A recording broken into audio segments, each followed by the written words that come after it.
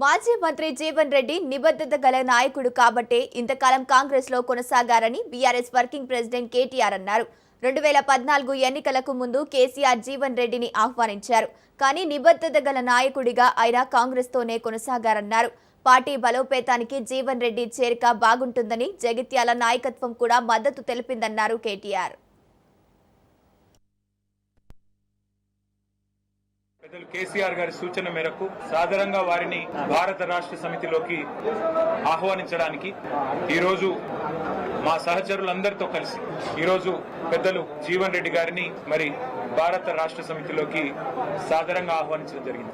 నిజానికి జీవన్ రెడ్డి గారు వారి రాజకీయ అనుభవం గాని వారికి ప్రజా జీవితంతో వారికి ముడిపడి ఉన్న పెనవేసుకుని ఉన్న బంధం ఏదైతే ఉన్నదో సుదీర్ఘ కాలంగా కాంగ్రెస్ పార్టీతోనే వారు దాదాపు 4 దశాబ్దాలకు పైగా కాంగ్రెస్ పార్టీకి విశేషమైన సేవలు అందించిన విషయం మీ అందరికి తెలిసింది.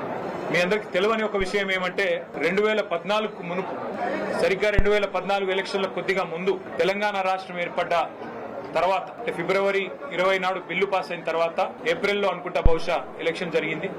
ఆ మధ్య కాలంలో అప్పుడు పెద్దలు కేసీఆర్ గారు జీవన్ రెడ్డి గారిని ఆహ్వానించారు. పార్టీలో ఉంటే బాగుంటది అని చెప్పి తెలంగాణ ప్రభుత్వంలో కూడా మీరుంటే బాగుంటుంది అని చెప్పి కూడా ఆ రోజు వారిని ఆహ్వానించడం జరిగింది.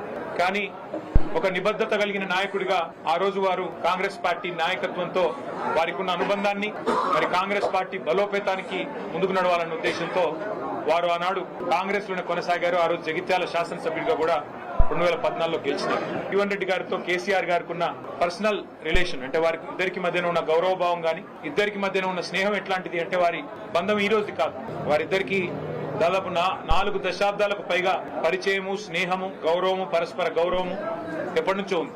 కానీ జీవన్ రెడ్డి గారి మీద ఉన్న గౌరవం వారి మీద ఉన్న ప్రేమ ఎట్లాంటిది అంటే క్షణంలోనే వెంటనే అక్కడే శాంక్షన్ చేసి 75 కోట్ల బ్రిడ్జ్ ని అక్కడికక్కడే కరీంనగర్ ఉమ్మడి జిల్లాలో ఇచ్చిన మొట్టమొదటి శాంక్షన్ కేసీఆర్ గారు ఆ రోజు జీవన్ రెడ్డి గారి కోరిక మేరకు వారి విజ్ఞప్తి మేరకు ఇచ్చిన ఆ బ్రిడ్జ్. కాంగ్రెస్ నుంచి రాజీనామా భావోద్వేగానికి గురి చేసిందన్నారు మాజీ మంత్రి జీవన్ రెడ్డి.